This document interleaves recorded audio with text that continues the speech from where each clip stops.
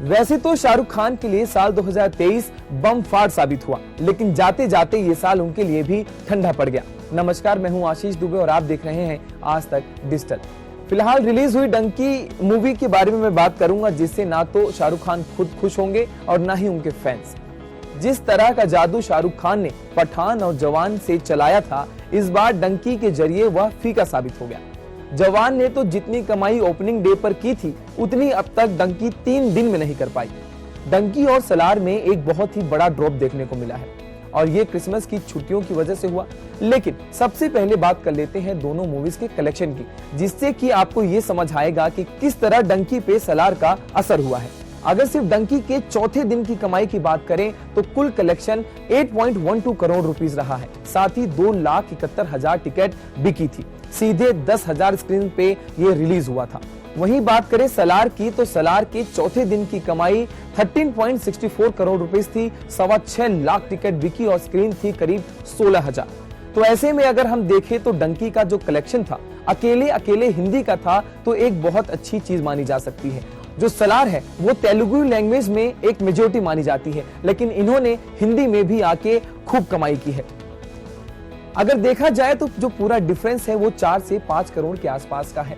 और अगर वही टिकट बुकिंग की बात करें तो सलार के एडवांस में ही डबल बुकिंग हो चुकी थी। और अगर आप कुल कमाई की बात करें तो डंकी की 5वें दिन की कमाई 22.5 करोड़ और इसका टोटल कलेक्शन पहुंच गया था 128 करोड़ रुपए। वहीं अगर हम सलार की बात करें तो चौथे दिन का कलेक्शन 42.5 करोड़ रुपीस था और अब तक इसकी टोटल कमाई पहुंच चुकी है 251 करोड़ रुपीस। तो ऑलमोस्ट डंकी का डबल सलार कमाती जा रही है। देखिए, जो वीकेंड में कमाई हो सकती थी, कहीं ना कहीं क्रिसमस का असर देखने को भी मिल सकता है।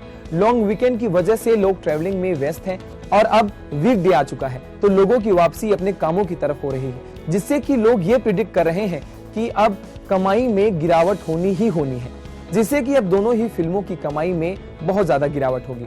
अब मैं आपको एक बात और बता देता हूँ। ये तो हुआ बहुत सी बातें जहां मूवी कमाने में चूक हो जाती है, चाहे लॉन्ग वीकेंड हो, चाहे वीकडेज हो, चाहे लॉन्ग हॉलीडेज की बात हो। लेकिन आपको सुन के हैरानी होगी कि भले ही सालार का डंकी पर भारी पड़ जाने के बाद भी डंकी को कोई खास नुकसान नहीं हुआ।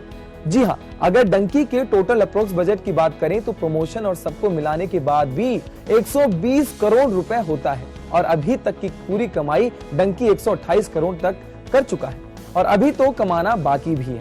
और अगर 180 करोड़ के आसपास की कमाई ये कर लेती है तो भैया मूवी जो है पूरी हिट मानी जाएगी, क्योंकि 150 करोड़ तो ये मूवी पहले ही कमा चुकी है प्री रिलीज में, OTT राइट्स, सैटेलाइट राइट्स और म्यूजिक राइट्स को बेचकर।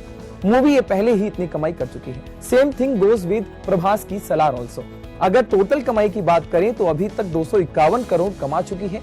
400 करोड़ रुपए तक का मूवी का बजट है, लेकिन जिस रफ्तार से ये मूवी आगे बढ़ रही है, मुझे लगता है ये अपने टोटल बजट को भी क्रॉस कर देगी। लेकिन इससे पहले की एक इंपॉर्टेंट बात, सलार का जो प्री रिलीज कलेक्शन था वो 350 करोड़ रुपए था। तो अलग अलग लैंग्वेजेस में जो इन्होंने डेटा को बेचा है, जो राइट्स बेचे हैं, उन सबको मिलाने के बाद 350 करोड़ रुपए इनकी जेब में तो पहले से ही था। तो दोनों ही मूवीज ने अपने अपने बजट को सही तरीके से रिकवर कर लिया है, लेकिन ज्यादा कमाई के मामले में सलार अब भी डंकी से आगे भागते नजर आ रही है। और अब आपने मुझे बताना है कि आपकी सबसे ज्यादा फेवरेट मूवी कौन सी है। तब तक के लिए आज तक में मैं ऐसी ही वीडियोस लेकर आता रहूंगा।